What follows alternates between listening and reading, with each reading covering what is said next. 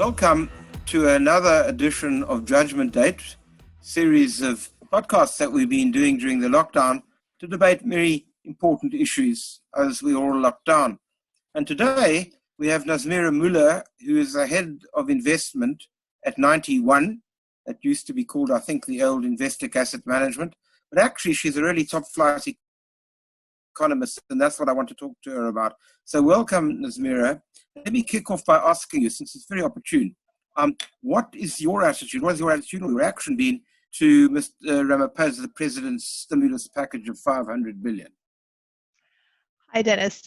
Always lovely to speak to you. So I think the stimulus package, is a good first step. We've had a lockdown. We've seen other countries in the world announce quite significant stimulus packages through that period.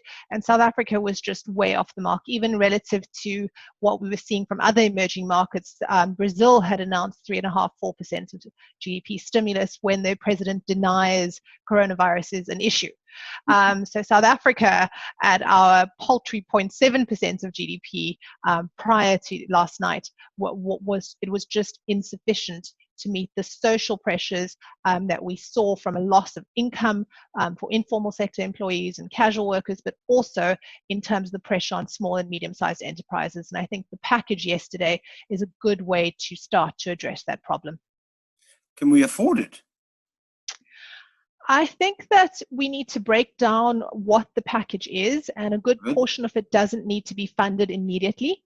So the guarantee scheme, 200 billion rands that the Treasury will be providing through the Reserve Bank, through the commercial banks, won't require immediate funding. It will need to be funded in due course, but not immediately.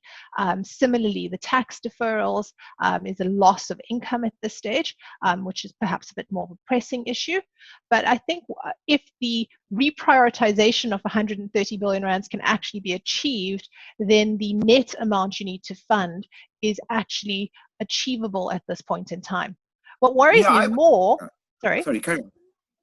No, I said what worries me more is the tax shortfall that's going to happen this year due to the recession. Well, I want to get to that. I agree with you. If I worked it out, trying to work it out, if it's 130, and of course we don't know what that is, but I was wondering whether that also included the fact that they weren't going to give the public service sector a wage increase this year, meaning that the 28 billion that we were supposed to save on the budget was because they were going to give them they were going to give them X above the cost of living, and the minister said they weren't going to get that. So I was just assuming, I wonder whether that includes that as part of the reprioritization. I suppose we don't really know. We don't know exactly how they're working it out, but remember, they hadn't factored in very much of a wage increase at all in the budget that was presented at the end of February this year. So it's not that there was a lot of fat built in there that they can claw back. One assumes they built in some fat elsewhere in the system, but I don't think it's in the wage line. Oh, I thought it might be. I thought because the figures of 35, 40, 50 billion savings if you froze the public service sector without giving them any increase. But let's leave that aside.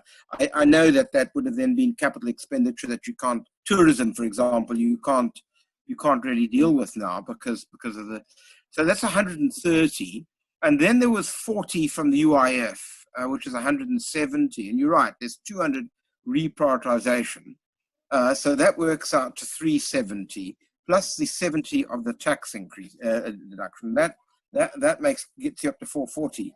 So you've really only got 60, but then my calculations are that we may lose up to 200 billion rand in tax revenue this year. That's exactly my number.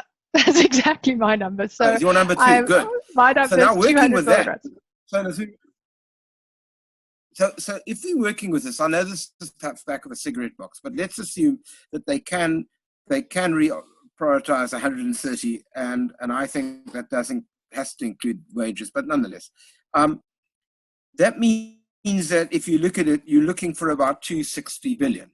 In other words, a shortfall plus the 60 that I've calculated, give or take. And how are you going to fund that? Is it just an extra debt? I think in the short term, it needs to be extra debt. I mean, eventually we're going to have to raise taxes. We're going to have to cut expenditure elsewhere. And I'm not naive enough to think that's not coming. However, I don't think those are measures you implement right now. Right now, you need to stabilize the economy. You need to do the best job possible to get a resurgence in growth through the back end of this year. I take the point. So let's assume that. So would you, if you were sitting there in the position of the minister, or he phoned you tomorrow morning, would you say the IMF loan route is the best route?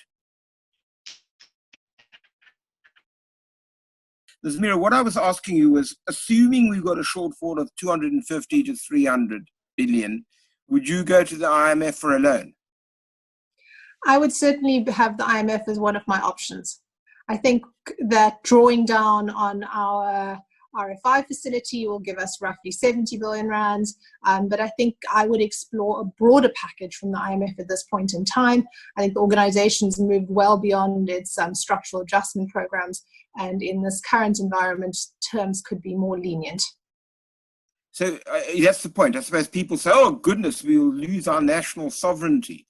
I was quite amused when I heard that people were talking about that, but happy to take loans from China and Russia. But I mean, I suppose the point being that is it so now that they're probably likely to be a lot more relaxed about the conditions that they attach to a loan in this COVID-19 situation?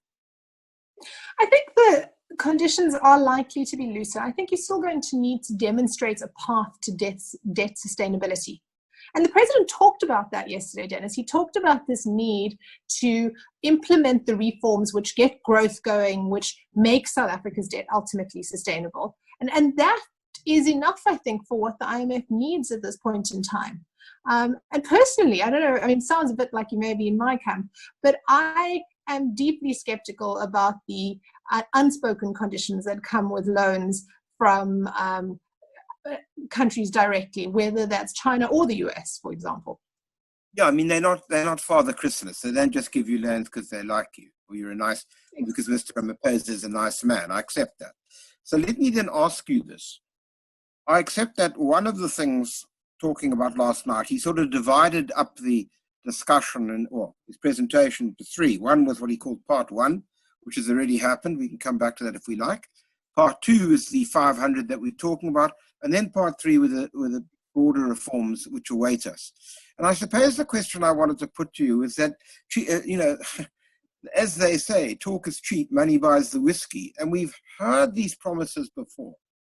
So how confident are you that this time around we're going to seize the initiative and actually turn this economy around, as some people have been advocating? Let's ask that question first, and then let's get to the question of all, if you were the Minister of Finance, what would you be doing? If we want to use the IMF as the bridging facility and ultimately fund ourselves out of the local bond markets, those reforms are necessary. The South African bond market cannot at this stage absorb the amount of issuance that will be required for the numbers we've just talked about, for the 250, 300 billion rands of extra money that's going to be needed this year. And so we need a bridging finance in the short term, which is the IMF, and then in the longer term, we need the reforms in order to make them affordable locally. That's the stick, if you will, in order to get those reforms done. So what are the reforms that you think have to be done? I would start with some simple things, like just improving our infrastructure by letting the private sector in. I mean, Dennis, this is stuff we've been talking about for so long, allowing the private sector to build the new electricity that we need, especially in the renewable space, allowing private sector participation in terms of water provision in a number of areas, getting the telco bandwidth auction settled. I mean, how many years has it taken to make very little progress? Finally, we've seen bandwidth opened up for the lockdown, but we actually need more on that score. And then I think a wholesale exercise to figure out why it is so difficult for small businesses to operate in South Africa right now. What regulations have been implemented over the course of the last 10 years that have caused our ranking in the Doing Business Index to go from around 40 to, I mean, I can't remember the last number, but it's somewhere around 70. And simplifying those regulations. just making it easier. I would hope that all the public servants in the Department of Trade and Industry that are currently being paid full salaries are working on these things as we speak. I fear they may not be, though. Well, you see, that's what I fear. And that's what I wanted to ask you about. I fear that in typical South African style, we'll say it's perfectly logical that we've got to think through what should happen post-COVID-19. But like in typical style, we won't. So that suddenly one day we'll wake up and the pandemic, please God, will have passed us by. And then all of a sudden we say, oh, what do we do now? I mean, what I suppose is, I'm worried about the urgency. That's, I suppose, the question. I think borrowing 300 billion rands or 250 billion rands from multilateral institutions, I would hope introduces the urgency. Okay, so now let's just test these points. The question of Eskom has been there, as you rightly say, for I don't know how long. And is it your view, therefore, that the sort of greening project and using green funding and so on and so forth is the way to go? I see that Mr. De Ruyter has been talking in that particular direction recently. I think that's very much part of the solution for Eskom. Access the green funding available as you wind down old coal-fired power stations. Apparently, if you start getting into the details of Eskom, there are several of the older stations that actually cannot be revived at this stage because they've been stripped for parts. So let us use the green funding available to facilitate the carbon transition in Eskom. I mean, I don't think that's a difficult thing. No, but it requires political will, does it not? Exactly. It requires the Minister of Minerals and Energy to commit to that and the Minister of Public Enterprises to commit to doing his part of that as well. And that's why I'm saying a large maturing debt, I mean, I don't know how long we would take such a loan for, 3 years, I think will focus the minds. I'm hoping will focus the minds. So the take-home point at this point, as we went our way through this conversation, is that your point is that in a strange and weird way, I don't want to put words in your mouth, but I'm just intrigued. In a weird way, the fact that we, again, I accept they're back of a cigarette box calculations, but they're probably not entirely inaccurate, that we're looking for 250, 300 billion rand, which I suppose in world terms isn't so much, because what's that, about 15 to 20 billion dollars? It's not a huge loan, but it is going to, what you're saying is it's going to concentrate, it's going to, even if there aren't conditionalities, which take away our national sovereignty, it is going to actually put constraints on us in this sense that we're going to have to do something in order to, one, to repay that, and two, to turn the whole place around if we're going to get this money. Yeah, I think if we think back to the 1990s, post the end of apartheid, South Africa implemented a whole lot of measures to stabilize the budget and stabilize the deficit in order to avoid a strict IMF program. So we did a lot of it to ourselves, and we made mistakes at the time. I'm not claiming it was all absolutely what we would do with hindsight, but we took the steps necessary. I was at university in 1995. I'm showing my age now. I was at university in 1995. I had already been teaching for I don't know how many years. Yeah, carry on. I have grey hair these days, Dennis. Count them every now and again. But I remember having a professor at the time who talked about South Africa slipping into a debt trap. That's when you start borrowing to make interest payments. Yeah. So that's where we were at the dawn of democracy. And then you fast forward to by the time you get to the global financial crisis, South Africa had a debt to GDP ratio of 23%. It was one of the lowest in the world. And unfortunately, the combination of a very healthy fiscus and cheap debt from the rest of the world, huge inflows into emerging markets, gave Jacob Zuma license to be absolutely profligate and have no growth plan. I accept that, and I want to come to a growth plan in a moment, but let me ask you this. Critics on the left would say, the critics on the left, and I'm using that term very broadly, would argue that thanks to our sort of program whereby we did prune down the debt, we also exacerbated inequality, and we essentially did not deliver to those who we're historically disadvantaged and remain presently disadvantaged?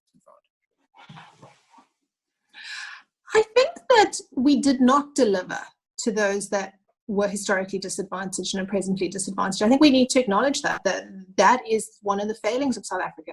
But I think diagnosing the cause of that failing is really important. And my first boss, who was a great friend of yours, Joss Gerson, used to always talk about the importance of education and how education is what ultimately resolves the issue. And if you look at why countries like Australia or the UK or the US can do quantitative easing and no one blinks, it's because of the established capital bases, the human capital, the invested capital bases in those countries, where they are given the benefit of the doubt, and on a long-term basis, they will have viable fiscal balances.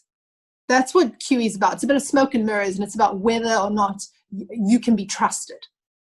And South Africa had this opportunity in the 1990s to educate our population, and we squandered it.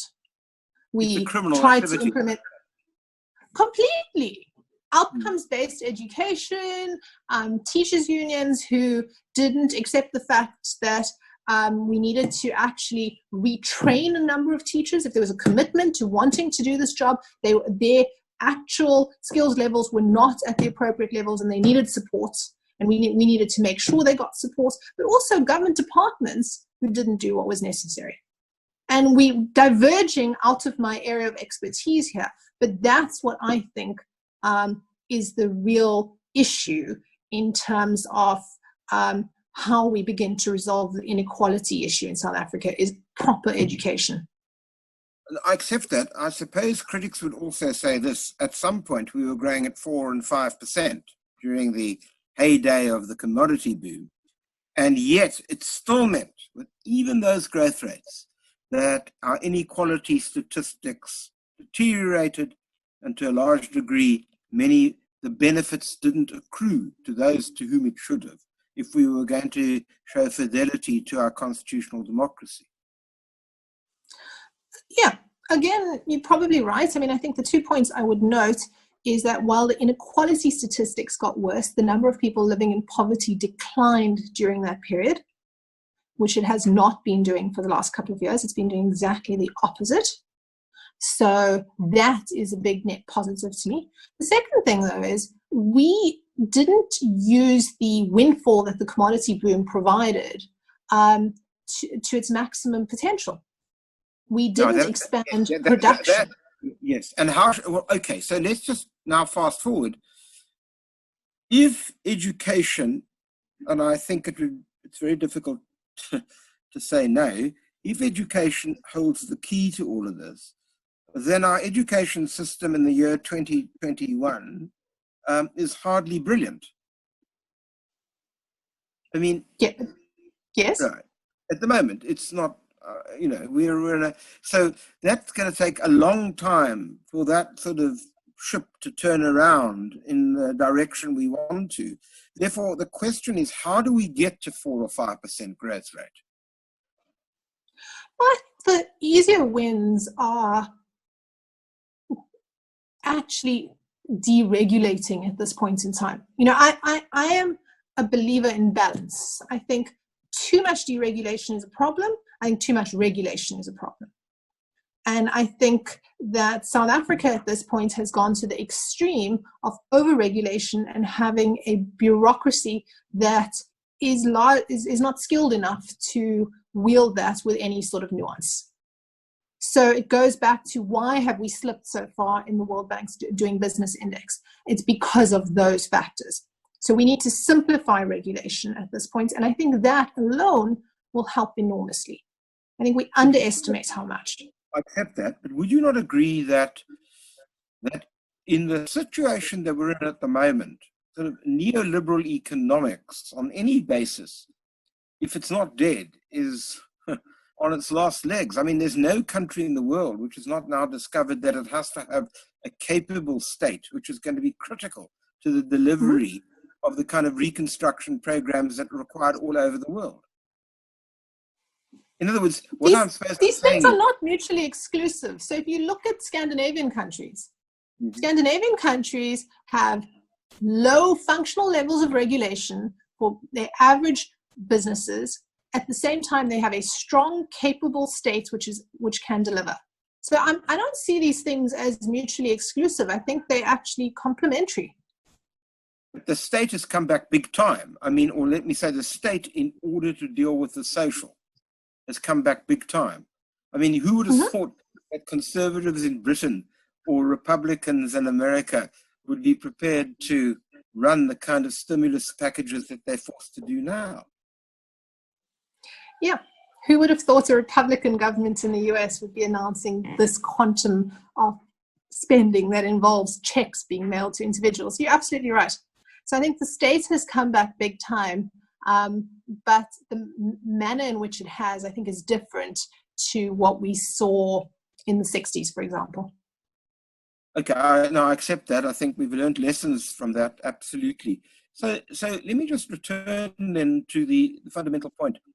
I mean, when you, from your vantage point, when you look at the South African economy and you look at the level of unemployment, which is only going to grow even more, unfortunately, as a result of this, we are going to have to grow at some quite considerable percent, one, to recoup tax revenues, and two, to reduce unemployment.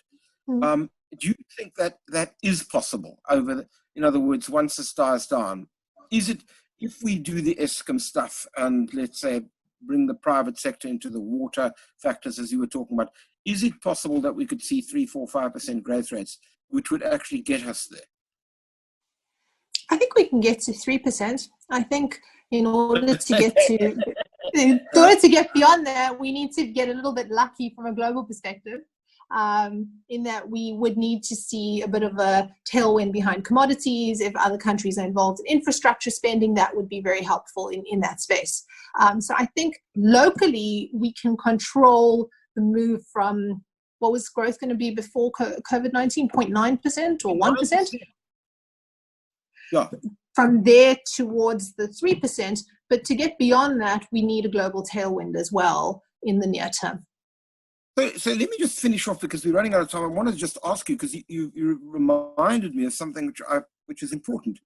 When you looked at the budget, which I accept is completely irrelevant at the moment because of what has happened, the minister was forecasting growth of 0.9, then 1.3 and 1.8 for the next 3 years. And it seemed to be extraordinary that was the best we could expect. But that was a reflection of the political sclerosis. That's the whole discussion we diverted down for a while, was this idea of, can it actually happen? And will there actually be change? And I think what the Treasury was saying was, we don't believe it enough to put it into the numbers. So what you're saying is what they factored into their calculations of 0.9, 1.3 and 1.8, which are really quite pathetic when you're looking at our unemployment inequality and other challenges, was that they had taken account of the fact that the politics would remain in this kind of stasis, and that was then the best we could get. Is that really what you're saying? I think they'd expected some incremental positive change, but nothing dramatic. And what you're saying is that if we actually got better at the change department, we could get up to 3%, but then we'd have to get some assistance from global tailwinds to get beyond that. Would I be summarizing you correctly? I think on the next 3-year basis, 4-year basis, you're summarizing me correctly. I think that if we invest in education over this period as well, beyond that, we can drive a lot of it ourselves. But on a short-term basis, you've summarized my view. I think it's a completely unfair question, but let me ask you anyway, because you guys as economists always predicting things. What do you think we're going to grow at in 2021, going out of this, the next year, not this fiscal year? Do you think we will see some positive growth? Do you think there's going to be, well, I think there's going to be positive growth next year on a bounce back, if nothing else. I mean, if we print a growth number this year that's somewhere between -6 and -10%, depending on how you look at it, there will be some positive growth next year. But is it going to be a strong bounce back in growth goes back to whether or not there's going to be confidence building measures in the economy. Are those reforms actually going to happen? We go back to the same point as we've had, which is like, well, we can talk a lot about it, but this is the time. This is the inflection point, it seems to me. Completely. This is the inflection point. If we start to see progress on those reforms, it makes so many things possible. It allows the Reserve Bank to start thinking about, in a responsible way, buying bonds to some extent. Yeah, it opens the door to a lot of things that we would previously have considered forbidden if we actually get to see tangible reforms happening. Just take the Treasury's document from October and start implementing is what I would tell the government. Well, thank you very much. This has been a very interesting conversation. I'm not sure that I want to leave it depressed or perhaps with some level of optimism, but certainly, I think you're absolutely right. We are at that particular cutting edge point, and it's going to take a combination of both economic imagination and political will to get us out of the problem. Nazmeera Moola, thank you very much for your time. And this was yet another, I think, invigorating conversation about how we get out of the mess that we're in at present. Thank you.